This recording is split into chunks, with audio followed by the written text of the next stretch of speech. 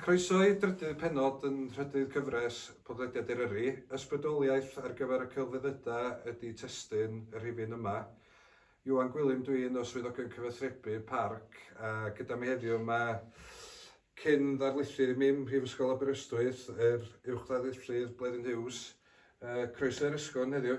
Diolch yn fawr iawn i ti, Ioan. Yn briodol iawn, da ni yn yr ysgol, achos da ni'n mynd i drafod chydig bach o Beirdd Gwlad Eryri, cartref y bardd enwog, bardd y Gyda'r Ddu, hedd wyn, lle. Des chi'n gallu esbonio chydig bach i ni, alla pa mor bwysig oedd Beirdd Gwlad i ddiwylliant y cyfnod yn ei amser? Wel, dweud y gwir, pan ti'n meddwl yn ôl am yr 20fed ganrif, dyna oes air y bardd gwlad, a fysa ti'n diffinio bardd gwlad, rhywun sydd wedi eni a'i fagu ac wedi aros yn ei ardal ei hun, yn ei fro ei hun. A wedi cael rhywfaint o addysg elfennol, ond ddim wedi mynd ymlaen i'r brifysgol, ond wedi aros yma yn lleol ac wedi dysgu'r cynganeddion, enghraifft yn gynnar. Ti'n bod, allu oedd na feirdd eraill hun, wel dysgu'r grefft ynddyn nhw. A wedyn, be di pynciau nhw? Wel, bywyd bob dydd yn y math yma o ardal, bywyd gwledig, amaethyddol. Doedd pawb ohonyn nhw ddim yn ffarmio, wrth gwrs, ond doedd amryw ohonyn nhw'n grefftwyr, ddynion busnes, math yna o beth. A mae rhywun yn meddwl am diriogaeth y Parc Cenedlaethol o Ddyffryn Conwy lawr i Bont ar Ddyfi, de Meirionydd. Mae yna geiniau o Beirdd Gwlad. Mae rhywun yn meddwl am Huw Selwyn Owen, Huw Sel, Ysbyty-Ifan, Wilmog, Ysbyty-Ifan. Dra wedyn am Ben Morfa a'r Je, Robert Jones, Pen Morfa, oedd yn ddyn codi siedia wedi brentisio fel gof, ond yn grefftwr o'r math yna. A wedyn, wrth gwrs, meddwl am y cysylltiad ar ysgwrn, hedd wyn, wel i frawd yng Nghyfrath, Morris Cyfanedd, yn fardd gwlad. A mi anwyd o ymlaen â Ffestiniog, gadael ysgol yn ifanc, 40 oed, mynd i weithio chwaral, a wedyn mynd i ffarmio. A mae'r gyfres yma, ti'n gwybod, gyfres Beirdd Bro, mae'na gasgliad o'i gerddi fo yn y gyfres bach yma. Mae sawl un o'r Beirdd Gwlad, mae wedi llwyddo i gyhoeddi gwaith yn y cyfres Beirdd Bro. Gyfres bach ddifyr dros ben. A dyna, wel, hynny di bywyd ei hun, dyna'i pynciau nhw, ti'n bod, geni, priodi a marw. A maen nhw'n nabod i pobl, maen nhw'n nabod i cymuned, a maen nhw'n cyflawni roedden nhw'n cyflawni swyddogaeth bwysig iawn iawn, fel cofnodwyr. A mae'r geiriau yma, cofnodi pethau mewn geiriau, a mae geiriau'n parad ydy, maen nhw'n dal i'n hysbrydoli ni heddiw wrth edrych yn ôl ar hanes y cyfnod ac ar natur y gymdeithas glos oedd yn bodoli pryd yna. Sy'n wahanol i fel mae pethau heddiw. Dyna be oedd, ddech chi'n meddwl, prif ysbrydoliaethau, achos mae yna doman o Beirdd Gwlad yn Eryri. O yna fwy o Beirdd Gwlad yma o fewn ffiniau Parc Cenedlaethol, dim fel oedd y galw adeg ynny, ond oes o beth am tirwedd yn fwy ysbrydolgar am yr ardal, ta ydi o mwy jyst y diwylliant, ddech chi'n meddwl? Wel, swn i'n dweud y diwylliant gwledig, a mae llawer o'r diwylliant yna'n seiliedig hefyd ar grefydd ac ar gapeli, felly de. Achos mi oedd y capeli'n fwy na llefydd i addoli ynddyn nhw, achos mi oedd gen ti gymaint o gymdeithasau llenyddol, steddfodau ac yn y blaen. Felly oedd na rhyw fath o feithrinfa ar gyfer y beirdd yma. Oedden nhw'n cael cyfle i gystadlu, cyfle i adrodd i cerddi. A hefyd, rhywbeth arall, na dydy o ddim yn bod i'r un graddau heddiw, galla ti ddeud bod papura bro yn cyflawni'r swyddogaeth yna heddiw. Ond dwi'n meddwl am papura lleol, fel yr Rhedegydd ymlaen â Ffestiniog, yr Herald Cymraeg yn Gaernarfon. O gen ti golofna fan yna, golofna barddol, ac oedd y beirdd yn gweld i gwaith mewn print yn y golofna yma. Wedyn, o na fwrlwm, o na ddiwylliant cyfoethog yn lleol beth bynnag. A felly oedd y peth wedi wreiddio yn rhan o wead y gymdeithas. Felly dyna'r hanfod dwi'n meddwl. Ydyn, un o'r Beirdd Gwlad yn mynd i roi sylw penodol i heddiw ydy William Oerddwr. Alla bod dipyn o gynulleidfa ni'n gwybod lle mae Oerddwr, ond ella sa'ch chi gallu rhoi chydig bach o gefndir lle mae o a pam bod o mor bwysig i diwylliant y Beirdd Gwlad, ella. Wel, Oerddwr ei hun, mae yna ddipyn o sôn am Oerddwr. Diolch i T.H. Parry Williams, dyn nhw wir, achos dwi'n meddwl allan mae'r gerdd sgwennodd o i Oerddwr, a mae gan osgrif hefyd am Oerddwr, sydd wedi codi ymwybyddiaeth o'r lle, felly, yn rhan o bwysig iawn o'n trydadaeth lenyddol ni erbyn hyn. Mae Oerddwr wrth odra Bryn Bannog, uwch ben, wel, be fysa ti ddeud, bwlch Aberglaslyn, Namor di'r pentra gosa, da ni ymhlwy Beirdd Gwlad, a teulu yr Huwsiaid, teulu plant John Huws ac Elizabeth Huws, a dyna'r cysylltiad teuluol efo T.H. Parry Williams wedyn a theulu ti'r ysgol. Achos mi oedd Elizabeth Huws, mam Will Oerddwr, yn chwaer Ioan Parry Williams. Ac wrth gwrs, mi oedd Parry Williams felly'n gefndar gosa i Will Oerddwr. Ben fi eithaf chi. TH yn aml gael ei adnabod fel na dyna lle oedd o'n cael ei ysbrydoliaeth mwyaf bron yn ytrach, wel, yn amlwg mae'r hyd un ysbrydoliaeth mawr iddo fo, ond yr Oerddwr yn bwysig iawn hefyd. Da chi'n meddwl, sut mae, ydy TH wedi dylanwadu ar Will Oerddwr yn benodol? Wel, fyswn ni'n dweud bod dylanwad Parry Williams ar ei gefndar yn sicr, ond dwi'n ama hefyd bod dylanwad y cefndar ar Parry Williams. Achos, ti'n gofio bod Parry Williams di madal a rhyd ddu i bob pwrpas pan oedd o'n 11 oed. Ti'n bod, i fynd i'r ysgol Sul ym Morthmadog, ac wedyn oedd o'n gorfod aros yno yn ystod y tymor. Oedd o ddim yn mynd adra, felly oedd o'n rhyw deimlo agosrwydd ar dynfa yma at Eryri, ond mewn gwirionadd, oedd o wedi bod yn alltyd ers pan oedd o'n 11 oed. Fe oedd o riod yn byw yno wedyn yn barhaol. Yn wahanol falla i'w gefndryd a'i gneitherod yn Oerddwr. Mae'r gyfrol yma, casgliad o gerddi William Oerddwr, mae T.H. Parry Williams yn addethol y cerddi sydd yn y gyfrol yma. Achos oedd Will wedi dangos, o gynnu fod ddwsina o gerddi, wedi dangos rhain i'w gefndar. Ac oedd Tom yn mynd ati wedyn i'w darllen nhw, a mi oedd o'n marcio wedyn, mae hon werthu choeddi. A dwi wedi gweld llythyr neu nodyn gen Tom at ei gefndar yn dweud, ia, mae eisiau chi roed y soneda ar y diwadd, medda fo, a chynnwys y soned Beirdd Gwlad yn ola. A mae'n amlwg bod Will wedi gwrando ar y gyngor i gefndar. Doedd o ddim, i fod o'n medru cynganeddu, ond cerddi'r rhydd oedd gynno fo yn fwyaf, a mae o, Will Oerddwr rwan felly, yn efelychu gefndar ac yn canu y soneda yma. Ond meddwl am ddylanwad y cefndar a Will felly a'r Tom. Dwi'n meddwl, Tom wedi bod yn y brifysgol, mae sawl brifysgol wedi gwir, wedi cael gyrfa academaidd ddisglair iawn ac wedyn wedi treulio blynyddoedd ni yrfa broffesiynol yn Aberystwyth, yn athro Cymraeg yn fanna. Wrth gwrs oedd o wedi ennill y gadair ar goron ddwywaith hefyd, yn fardd cenedlaethol, oedd o'n brifardd cenedlaethol. Ond eto mae rhywun yn synwyro bod Parry Williams yn cofio am ei wreiddiau ac yn treulio dipyn amser yng nghwmni Will Oerddwr, felly, yn ei edmygu fo. Y math o iaith oedd gynno fo, iaith lafar.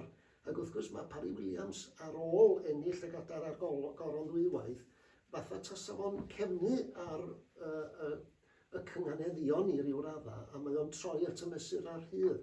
Soned yn sicr, a mesur higwm wedyn. A mae iaith o yn llai clasurol, yn ddiweddarach yn ei yrfa, mae'n fwy llafar. A falle mae dylanwad y cefndar sydd yn fan yna. Ie, maen nhw'n gerddi bod eich di syd, maen nhw'n, mae lot o sôn am bobl yn fod oes, maen nhw wedi greiddio, maen nhw'n gerddi naturiol a rhwydd i ddarllen, ond mae yna ddyfnder yn hein yn debyg iawn, mae yna themau tebyg iawn yn waith y ddau, does? Oes, mae yna, a dwi'n meddwl bod nhw'n agos iawn at ei gilydd. Rhaid, ie. Achos oedden nhw wedi cael ei magu ar ddwy aelwyd grefyddol iawn, ac wrth gwrs beth sy'n digwydd wedyn ydy bod y rhyfel byd cyntaf'n dod. Tom Parry Williams yn wrthwynebydd cydwybodol. Doedd Will ddim isio mynd, ond oedd y ddau ohonyn nhw yn y tribunlys apel yr un diwrnod fel mae'n digwydd. Wedyn mi gafodd Tom i eithrio wrth gwrs fel heddychwr a hefyd oherwydd ei waith yn Aberystwyth. Ond oedd Will yn honni bod ganddo fo ddinasyddiaeth Americanaidd. Achos oedd wedi bod yn byw yn America am ryw 8 mlynedd. A mi ddoth yn ôl, ac wrth gwrs oedd o'n dweud, wel, allwch chi ddim ongorfodi fi fynd i'r fyddin, achos dwi'n dinesydd Americanaidd, a dyma nhw'n gofyn o, wel, os gynnwch chi dystiolaeth, a doedd gynno fo ddim.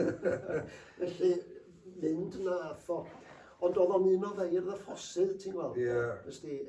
A be oedd yn ddiddorol amdano, oedd o'n sgwennu llythyrau wedyn at Garneddog.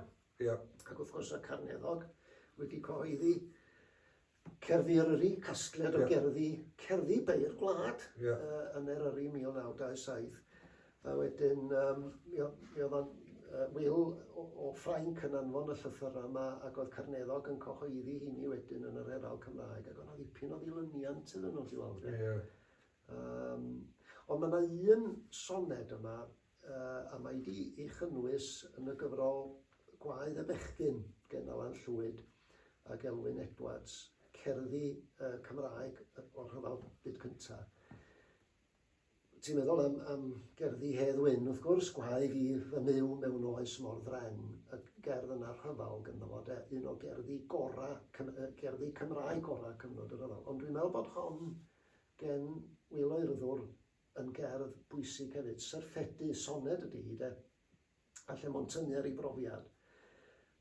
Buminau tua Som a Thir Peron, yng nghanol brwydrau hyll a thywall gwaed, a hogia Sir Gaernarfon a Sir Fôn yn sgyrion yn yr wtra dan fy nhraed. Deisofwn cyn fy nghychwyn am y drin, pryn bynnag a ddown ni nôl a'i peidio'n fyw, am dynnu fenw i ffwrdd o lyfrau crin y capal bach, rhag on insultio Duw. Ond Beibil hardd yn anreg roed i mi, pan ddeithym yn fy ôl o'r rhyfel mawr, gan eglwys anrydeddus yr MC, am henw wedi dorri ar ei glawr. Syrffedais gymaint ar ei rhodd a'i thryth, nes oedi agor clawr fy meibil byth. Wanol, dwi'n gweld hon yn gerdd bwerus. Hogyn o gefn gwlad fatha Hedd Wyn wedi cael ei orfodi fel canodd o hogiau eraill o Gymru a gwledydd eraill wedi cael ei gorfodi i fynd i'r rhyfel. Doedden nhw ddim eisiau mynd, o gynnyn nhw'n llawer o ddewis.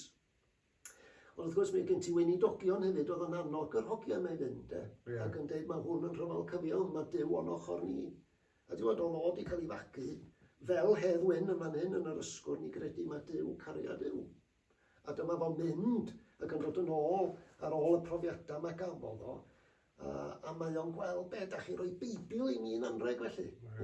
Da chi wedi cefnu ar eich Beibla, da chi wedi cefnu ar grefydd. Felly dwi'n meddwl bod o'n, wel mi oedd o'n yn dipyn o amheuwr, ond oedd o'n gweld bod amheuaeth yn beth iach hefyd. Wrth gwrs mae yna dipyn o sôn am grefydd i gefndar, a oedd o'n anffyddiwr a'i peidio. Wel, dwi'n meddwl bod Parry Williams, mae daliadau crefyddol oedd gynno fo, oedd o wedi fagu, fel o'n i'n dweud, ar aelwyd grefyddol. Oedd o'n mynychu'r capal pan oedd o'n ifanc, ond mi gafodd yntaid a dreithio hefyd gan ymateb pobl i'w safiad o fel heddychwr. A rhai crefyddwyr ydyn oed yn ei ferniadu fo am beidio a mynd oherwydd i fod o'n heddychwr. Dwi'n meddwl mae gen i gysylltiadau teuluol efo Will Oerddwr achos mae yna ddwy gerdd, un yn hen daid ac un i'w frawd yn hwn, ond yn rhyfedd iawn na syrffedu, da chi'n newid allan, di hoff gerdd dad yn y llyfr hefyd. Os gennych chi hoff gerdd yn yma? Wel, hwnna'n sicr, hwnna dwi'n meddwl, ond mae yna un arall, a fysa dy dad yn cofio'r teulu yma, dwi'n siŵr, teulu Dinas Ddu. A Thomas Evans Dinas Ddu, oedd yn gymydog i deulu Oerddwr, a Daniel i fab wedyn yn dal i ffarmio ar ei ôl o. A dyma ti'r math o cerdd yn coffhau Thomas Evans ydy, Ond mae o'n cyfeirio fan hyn at y gymwynas efo bwlch yna rhwng Namor a Beirdd Gwlad, bwlch Aberglaslyn felly, sy'n lle trawiadol iawn. Wrth gwrs o rhaid i bobl Namor fynd drwy'r bwlch i gael eu claddu yn y fynwant y Beirdd Gwlad.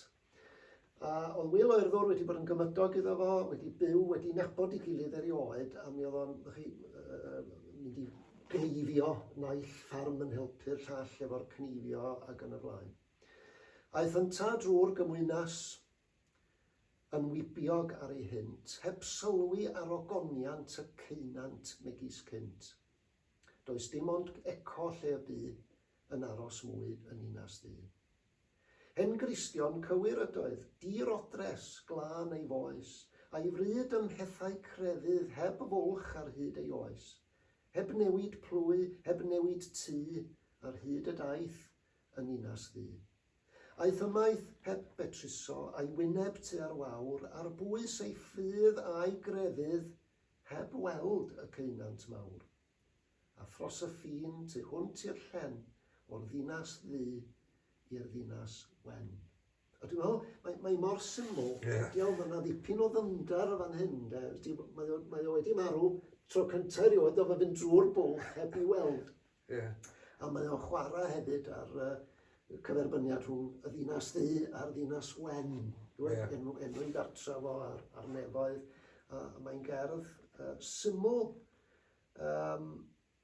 ond effeithiol iawn, dwi'n meddwl. Dwi'n meddwl. Dwi'n nhw'n bobl dofn iawn.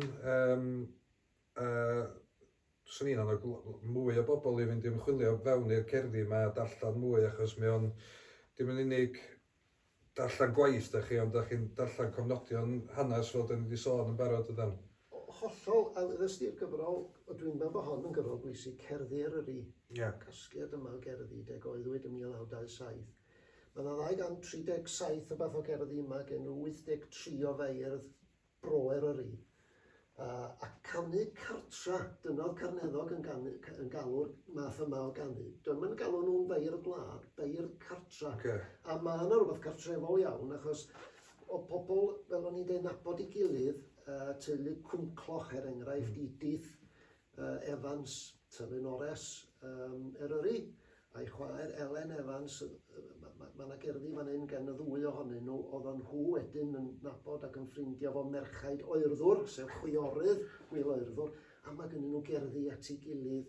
A wedyn mae yna gerddi eto i Hyw'r Gelli, Llyfr o'n perthyn i ti. Ysdi rhyw gerddi doniol, rhyw trwyddon trwstan a'r math yna beth. Ond be sy'n werthfawr am y gyfrol yma, di bod ti'n cael golwg ar fywyd yn Eryri, yn ôl yn hanner cyntaf ei ginfed ganrif, a mae o'n ddarlun cymdeithasol gwych, dwi'n meddwl. Ti'n medru dallt natur y gymdeithas wrth allan rhai o'r cerddi yma. Ac wrth gwrs, dyma rhywbeth i ryw ystyried, Ioan, lle mae Eryri? Wel, mae'r parc, tiriogaeth y parc, fel o'n i'n dweud ar y cychwyn yn eang iawn, ond mae Carneddog yn hon wedi diffinio Eryri'n eitha manwl. Iddo fo, roedd Eryri'n cychwyn ym Mhen y Pas, Pen y Gwryd, i lawr trwy Ddyffryn Glaslyn at Ben y Cob. Felly dyna'r ardal a dyffrynoedd nentydd yr Wyddfa, fel oedd o'n i galw nhw. Fyny am Gwm Croesor, drosodd i Ddyffryn Anlla, mynd gymellad yn Anlla, ond mae o'n diffinio ti o'r ardal, felly Eryri byr mewn ffordd. Swn i'n gytuno fo. Ar y nodyn yna, nodyn positif iawn a beth swn i'n gytuno fawr efo, sydd yn diolch i chi am ddod i gael sgwrs efo ni heddiw Bleddyn. Diolch yn fawr iawn. Diolch i ti.